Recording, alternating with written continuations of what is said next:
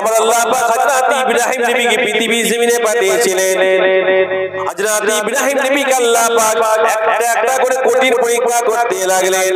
কি পরীক্ষা করতে লাগলেন? আপনারা সবাই জানেন হযরত ইব্রাহিম আলাইহিস সালামকে আমার আল্লাহ পাক কি পরীক্ষা করেছিলেন? আগুনে ফেলেছিলেন, কথা ঠিক না বেঠিক? কিন্তু আমার আল্লাহ পাক হযরত ইব্রাহিম নবীর জন্য আগুনটাকে ফুলে পরিণত করে দিয়েছিলেন। দ্বিতীয় পরীক্ষা আমার আল্লাহ পাক হযরত ইব্রাহিম নবীকে করেছিলেন। কি পরীক্ষা করেছিলেন? হযরত ইব্রাহিম নবীর সমস্ত সম্পত্তি আল্লাহ পাক নিয়ে নিলেন। কঠিন পরীক্ষা সবথেকে ছিল হযরত ইব্রাহিম আলাইহিস সালাম আল্লাহর কাছে দোয়া চাইতে লাগলেন, হে রাব্বি আল্লাহ, আমার তো কোনো সন্তান নাই, আপনি আমাকে একটা সন্তান দেন। আল্লাহ পাক আপনি আমাকে একটা সন্তান দেন। ওই সময় আমার আল্লাহ পাক হযরত ইব্রাহিম আলাইহিস সালামকে সন্তান দিয়েছিলেন, যিনার নাম হলো হযরত ইসমাঈল আলাইহিস সালাম। তাহলে হযরত ইব্রাহিম আলাইহিস সালাম আল্লাহর কাছে দোয়া চাইলে আল্লাহ পাক হযরত ইসমাঈলকে দিলেন। দিবার পরে আল্লাহ পাক কঠিন পরীক্ষা করলেন। কি? এই ইব্রাহিম, এই তুমি এক কাজ করো, তোমার সন্তানকে একটা ফাঁকা জায়গায় রেখে এসো। হযরত ইব্রাহিম আলাইহিস সালাম আল্লাহ পাক হুকুম কি করলেন? আম্মা জান হাজরাকে হযরত ইসমাঈল আলাইহিস সালামকে যেখানে আবিজাম যায় পানি মক্কা শরীফে কাবা ঘরের পাশে আমার আল্লাহ পাকের হুকুম মোতাবেক হযরত ইব্রাহিম আলাইহিস সালাম হযরত ইসমাঈল আলাইহিস সালাম আম্মা জান হাজরাকে ডেকে এলেন। যদি বলা যাবে না? যদি বলে কঠিন পরীক্ষা। বেশ কিছু বছর পরে আল্লাহ পাক বলেন, এই ইব্রাহিম যাও, তোমার ছেলের কাছে যাও এবং তোমার ছেলেকে আমার রাস্তায় কি করো? কি করো? কুরবানি করে দাও। আমি কি বলতে চাইছি বুঝবে?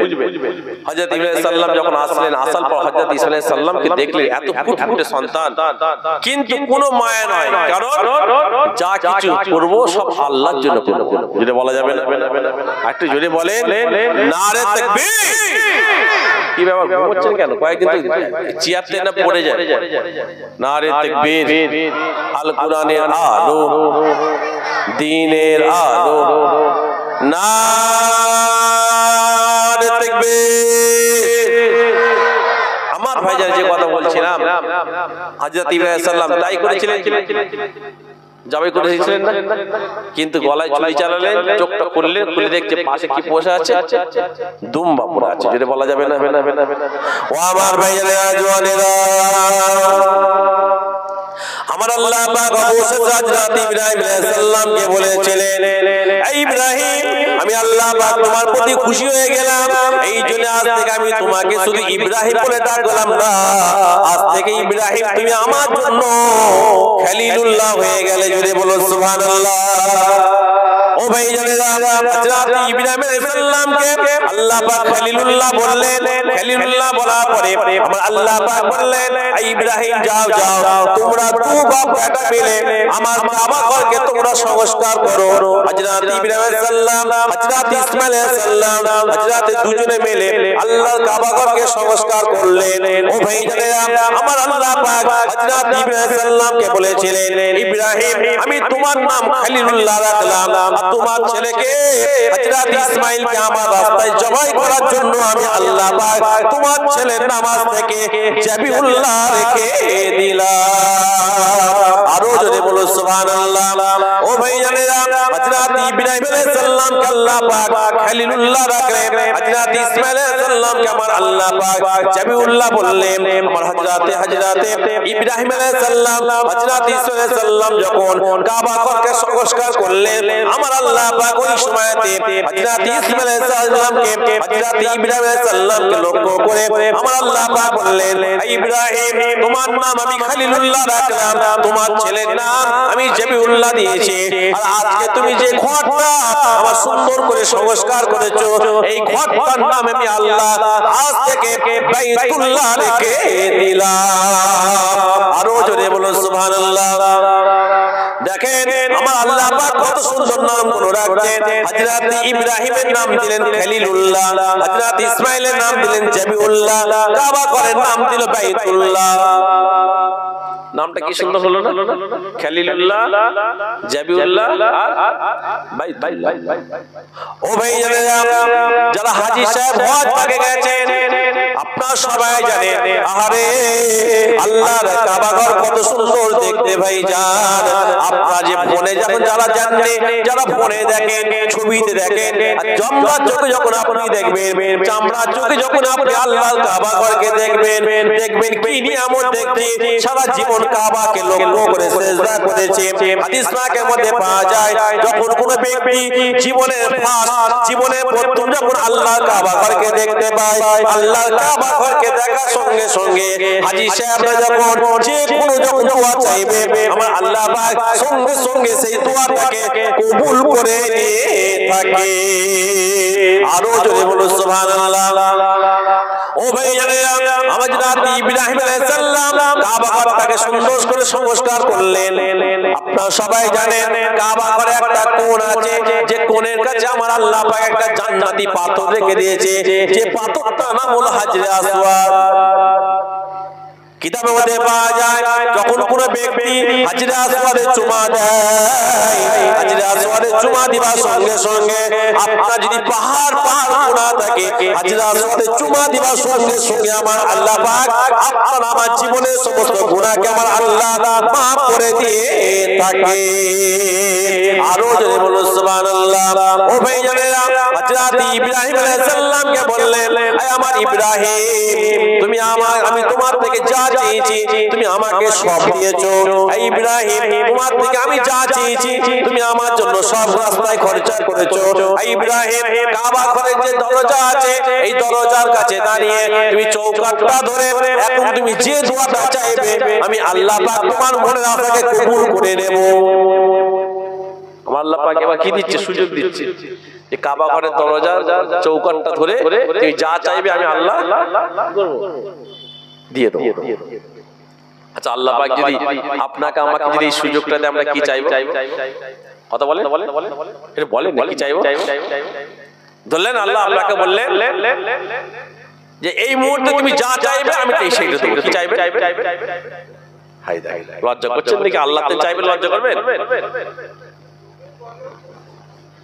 আমি তো বলবোই, কিন্তু আগে তোমাদের জিজ্ঞাসা করছি তুমি কি খাবে না খাবে আমি কি জানবো? কার কি পছন্দ?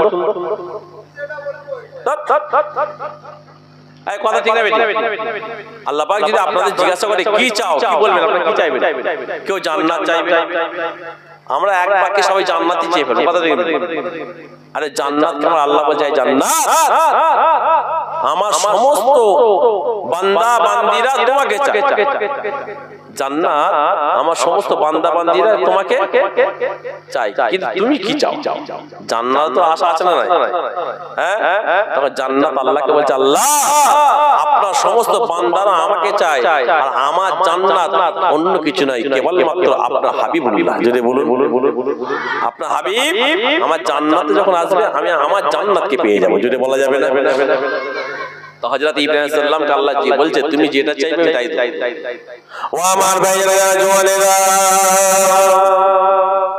কিতাবে পাওয়া যায় হযরত ইব্রাহিম আলাইহিস সালাম ওই সময়তে আল্লাহর কাবা ঘরে চৌকাঠটা ধরে দোয়া চাইতে লাগলেন, হে রাব্বি আল্লাহ, আপনি আমাকে অনেক পরীক্ষা করেছেন, আপনি আমাকে আগুনে ফেলতে চেয়েছেন, কিন্তু আল্লাহ পাক এটা আপনার পরীক্ষা ছিল, আমাকে আল্লাহ পাক আপনি পাস করিয়েছেন। আপনি আমার সন্তান দিয়েছেন, আমার সন্তানকে জবাই করার হুকুম করলেন, আমি সেটা করতে রাজি হয়েছি। আল্লাহ আপনি আমাকে তাতে পাস করিয়েছেন।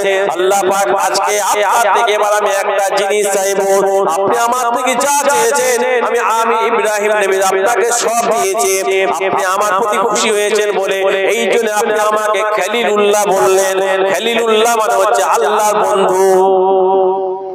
ও ভাইরা, ওই সময়তে হযরত ইব্রাহিম আলাইহিস সালাম আল্লাহ পাকের কাবা ঘরে চৌকাঠটা ধরে দোয়া চাইতে লাগলেন, হে রাব্বি আল্লাহ, আমার খানদানের মধ্যে আমার বংশের মধ্যে আল্লাহ পাক আমি দোয়া চাই আপনি যিনাকে আখিরি জামানার নবী করবেন, সমস্ত নবীদের যিনাকে ইমাম করবেন, সমস্ত নবীদের যাকে সরদার করবেন, আল্লাহ পাক সেই নবীকে আমার বংশে পাঠিয়ে দেন। আরো জোরে বলুন সুবহানাল্লাহ। ও ভাইজানেরা, আমার আল্লাহ পাক ওই সময়তে হযরত ইব্রাহিমকে বলেছিলেন, ইব্রাহিম তুমি আমার থেকে এমন একটা জিনিস চাইলে আমি আল্লাহ পাক না না না করব না। তবে ইব্রাহিম শোনো শোনো, আমি আল্লাহ পাক তোমার নাম খলিলুল্লাহ রেখেছি, তোমার ছেলের নাম জবিউল্লাহ দিয়েছি। তুমি যে কাবা ঘরটাকে সংস্কার করেছো ওটার নাম আমি আল্লাহ বাইতুল্লাহ রাখলাম। আর তোমার খানদানে তোমার বংশে আমি আখিরি জামানার নবীকে পাঠাবো, এই নবীর নাম আমি আল্লাহ পাক আগে থেকে আমার জন্য হাবিবুল্লাহ দিয়েছি। আরো জোরে বলো সুবহানাল্লাহ।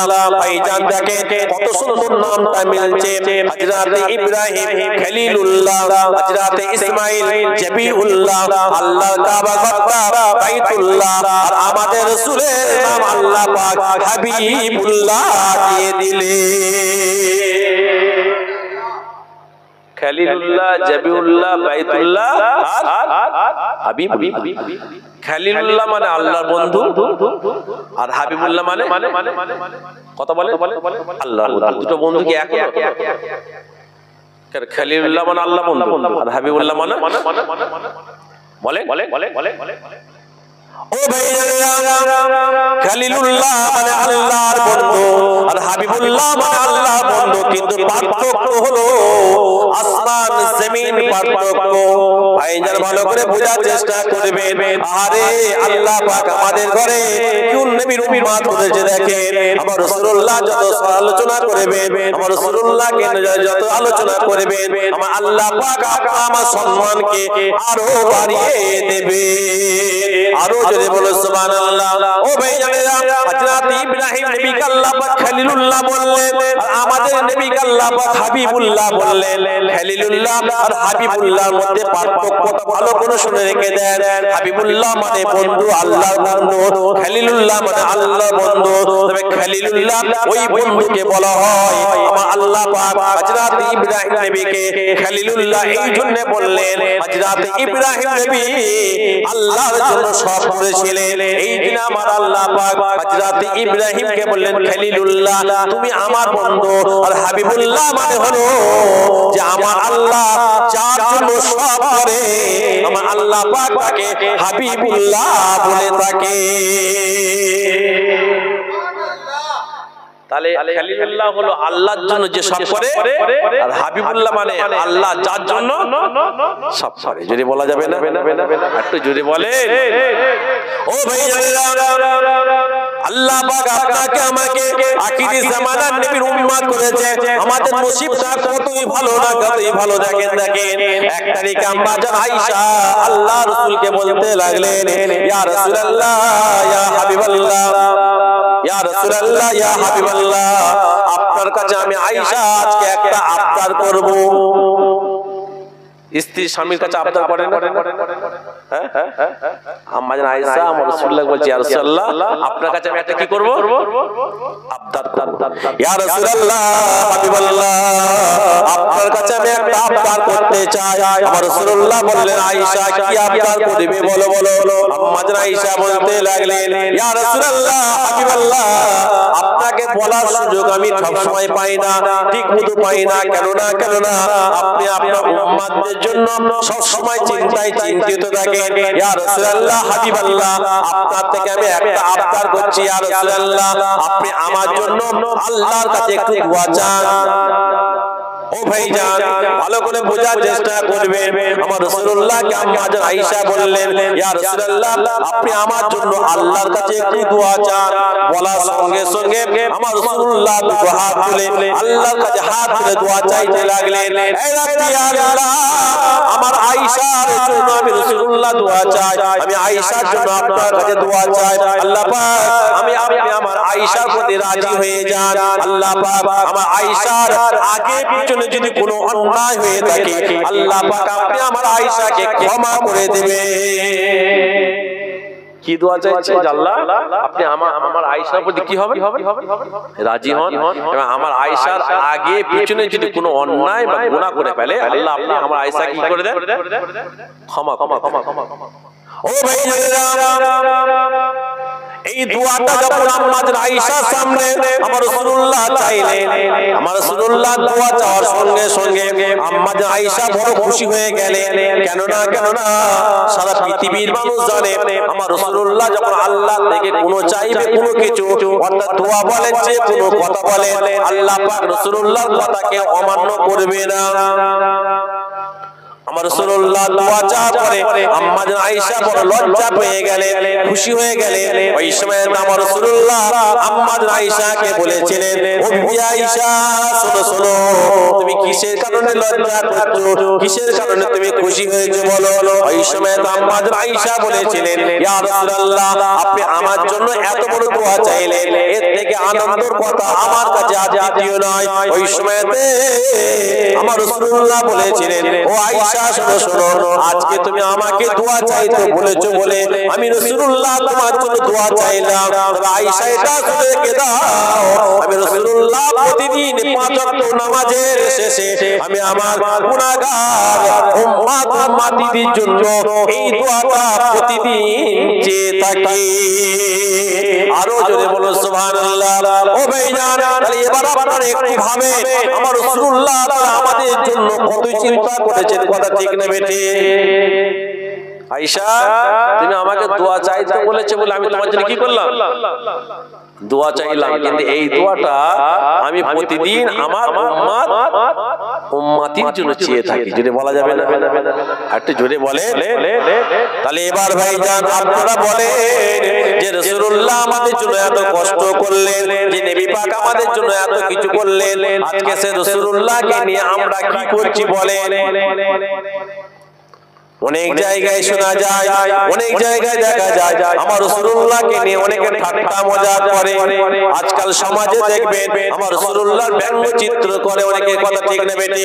ও ভাইজান একটা কথা মাথায় রাখবেন, আমার আল্লাহ পাক সব সহ্য করে নেবে, কিন্তু রাসূলুল্লাহর সাথে যখন আপনি কোনো কিছু গুস্তাখি করে ফেলবেন আমার আল্লাহ সহ্য করবে না। দেখবেন অনেক এলাকায়, অনেকে গ্রামে মসজিদে নামাজ হয়, নামাজের শেষে ইমাম সাহেব যখন দোয়া করে দেখবেন দোয়া শেষে বেরহমা থেকে ইয়া আরহামার রাহিমিন হয় না। আপনাদের মসজিদে কি হয়? নামাজ শেষে দোয়া হয় না হয় না? দোয়া শেষে কি বলে? লা ইলাহা ইল্লাল্লাহ বলে না? হ্যাঁ, আচ্ছা এতে নামাজ হবে না? হবে না? কথা বুঝবে? অনেক মসজিদে দেখবেন ইমাম সাহেব নামাজ পড়ায়, নামাজ পড়াবার পরে শেষে দোয়া হয় তো নাকি? হ্যাঁ, দোয়া পড়ে অনেকে ইমাম সাহেব বিরহমাতিকা ইয়া আরহামার রাহিমিন বলে হয়। আবার অনেক মসজিদে লা ইলাহা ইল্লাল্লাহ মুহাম্মাদুর রাসূলুল্লাহ বলে না? দুটোই দেখা যায়। আচ্ছা এই যে যারা বিরহমাতিকা ইয়া আরহামার রাহিমিন বলে দোয়াটা শেষ করে তাদের নামাজ হবে না? হবে না? সব জেগে জেগে ঘুমাচ্ছেন নাকি? কি হবে? আপনারা কি বলছেন? একাই জেগে আছেন নাকি? এই কারা কারা জেগে আছে সুতবিদা নারে তাকবীর। আপনারা ঝিমিয়ে গেলে তো আমি ঝিমিয়ে যাব। দোয়া করতে হবে নাকি? তাহলে সারা নারে তাকবীর, নারে তাকবীর। হ্যাঁ ভালোই তো মাশাআল্লাহ তেজ আছে। যাই হয়েছে কথা বলছিলাম, বেরহমাতিকা ইয়া আরহামার বলে দোয়া চাইলে নামাজ হবে না? হবে না? একজন বলছে হবে, আপনারা কি বলছেন? কেউ বলছে হবে, কেউ বলছে হবে। এবার লাইন আছে, কারণ আমি যদি এখানে রেখে দিই কালকে সকালে দুজন মিলে ঝড় করব। সালাম যখন ফিরা হয় আসসালামু আলাইকুম ওয়া রাহমাতুল্লাহ, আসসালামু আলাইকুম ওয়া রাহমাতুল্লাহ বলে সালাম যখন ফিরলেন নামাজ শেষ। নামাজের সাথে দোয়ার আর কোনো সম্পর্ক নাই। কিন্তু যে বেরহমাতিকা ইয়া আরহামার রাহিমিন বললে যে দোয়া যে কবুল হবে না, এটা ভুল ধারণা। কথা বুঝবেন? কিন্তু যদি কোন ইমাম সাহেব মনে করে যে আমি লা ইলাহা ইল্লাল্লাহ মুহাম্মাদুর রাসূলুল্লাহ বলবো না, গুস্তাখি, তাকাব্বুরি, রিয়া, আমার আল্লাহ বলবে তোর মতো ইমামকে আমি আগে জাহান্নামে দেব।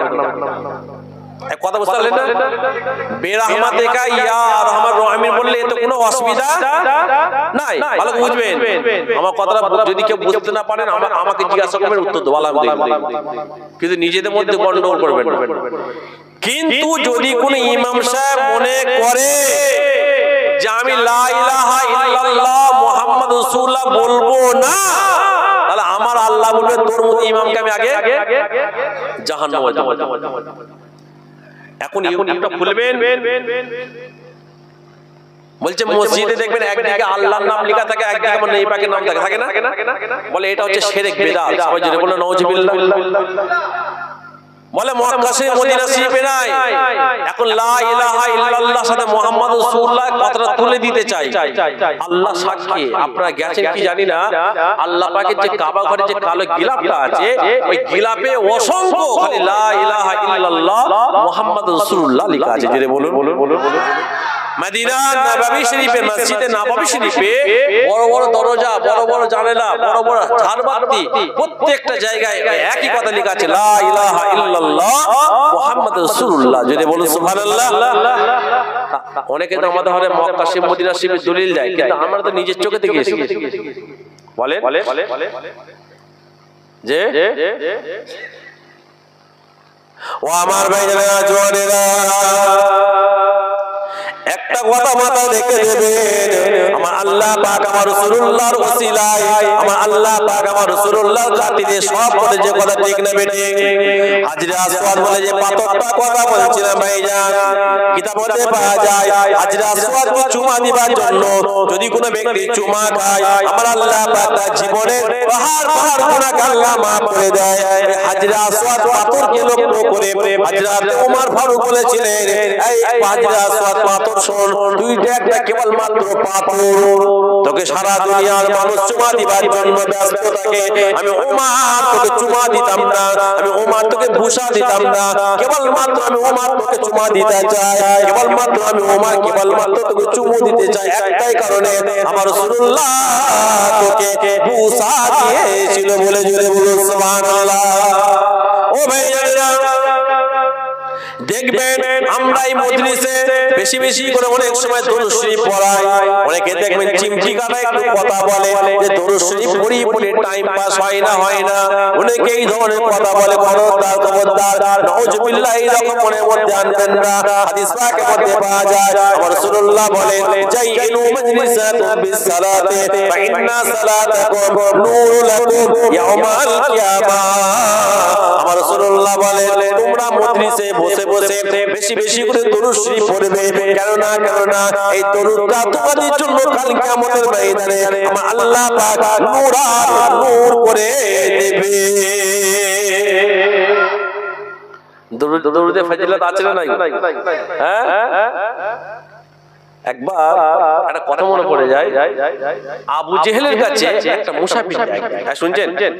একটা মুসাফির গেছে, তো মুসাফিরটা যাওয়ার পরে তখন আবু জেহেলকে যখন গেছে, আবু জেহেল তখন মুসাফিরটাকে বলছে, এই মুসাফির তুমি আমার কাছে এসেছো, তুমি আমার কাছে এসেছো, আমার কাছে তোমাকে যে কিছু দেবো দিবার মতো আমার কাছে কিছু নাই।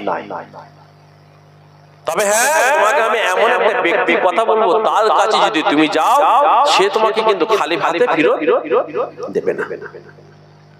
তখন মুসাফিরটা চিন্তা করছে এ তো দিতে পারবে না, যার কথা বলছে তার কাছে যাই। কয়েকদিন আমার বাড়িতে রান্না হয়নি, বাড়িতে ছেলে মেয়েরা ক্ষুধার্ত আছে। তখন আবু জেহেল কি করেছে, আবু জেহেলের কাছে খবর আছে হযরত আলীর বাড়িতে 3 দিন রান্না হয়নি। হযরত আলীর বাড়িতে 3 দিন রান্না হয়নি। আর আমাদের বাড়িতে যদি হাফ বেলা চুলোর আগুন বন্ধ থাকে না, হ্যাঁ এমন হাঁড়ি ছুটবে কপাল ফাটিয়ে। কি বলে?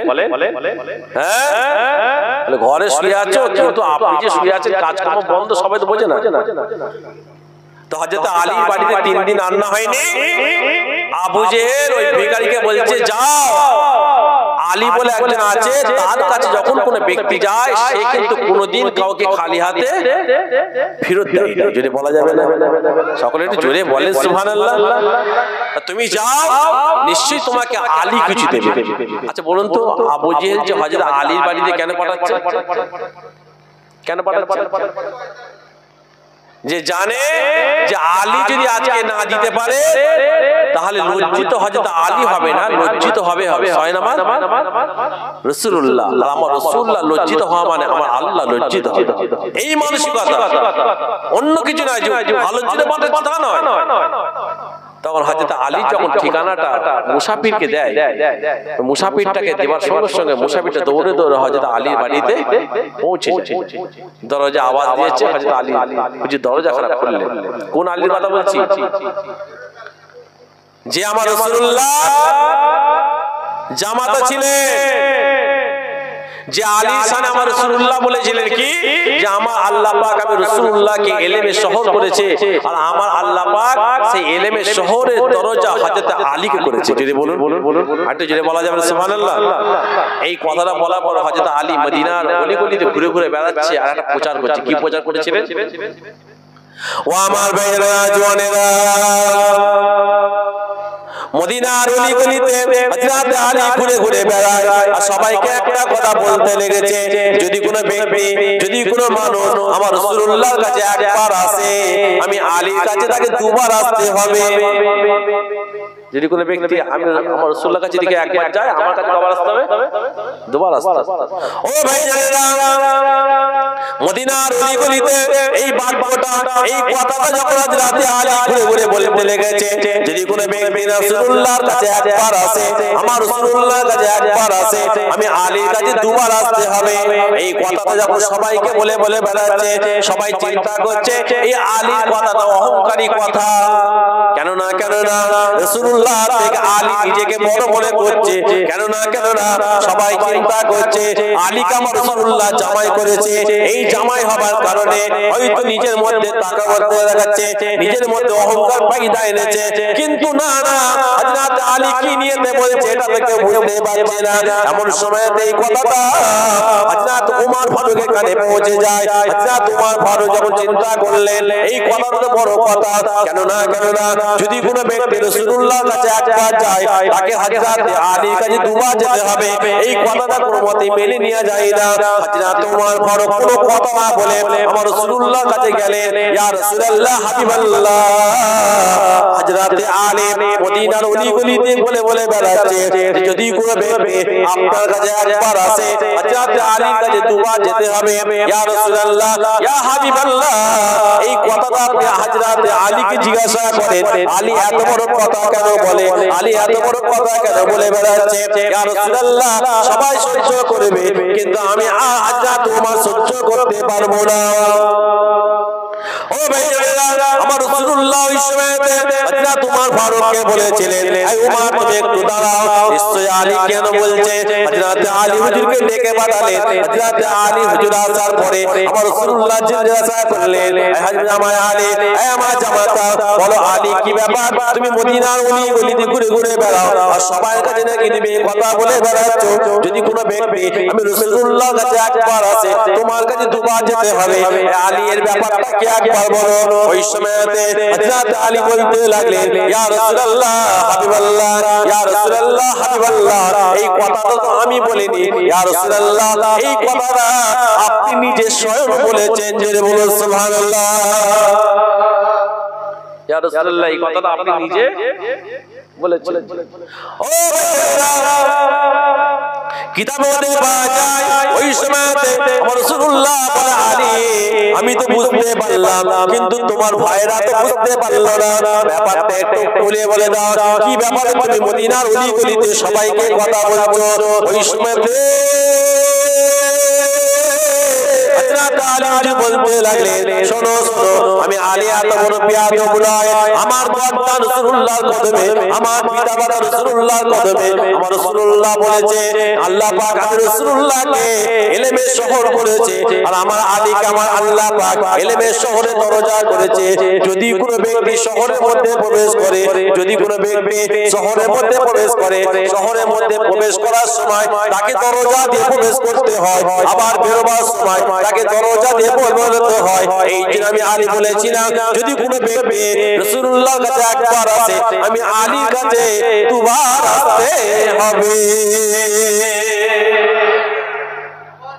এই কারণে বলেছিলাম যে শহরের মধ্যে প্রবেশ করলে দরজা দিয়ে প্রবেশ করতে হবে, আবার বেরোবার সময় দরজা দিয়ে বেরোতে হবে। এই যে হযরত আলী এই কথা বলেছিলাম, নাহলে আমার বর্দা রাসূলুল্লাহর কদমে যদি বলা যাবে না। সেই হযরত আলীর বাড়িতে কাকে পাঠিয়েছে? নারে তাকবীর। অবস্থা ভালো নয়, কি ব্যাপার বলুন তো? ছেড়ে দিলেই মনে হচ্ছে চেয়ার সিস্টেম কেন করেছে? যদি চট তো ভালো হতো মনে হচ্ছে, আর দুটো করে যদি বালিশ দিত আরো তো ভালো হতো। হ্যাঁ, কথা বুঝতে পারছেন না? নারে তাকবীর। এই যে তাকবীর দিচ্ছেন আরো ঘুম ধরে। হ্যাঁ, দেখুন ঝমঝম করে যখন বৃষ্টি হয় ঘুম ধরে।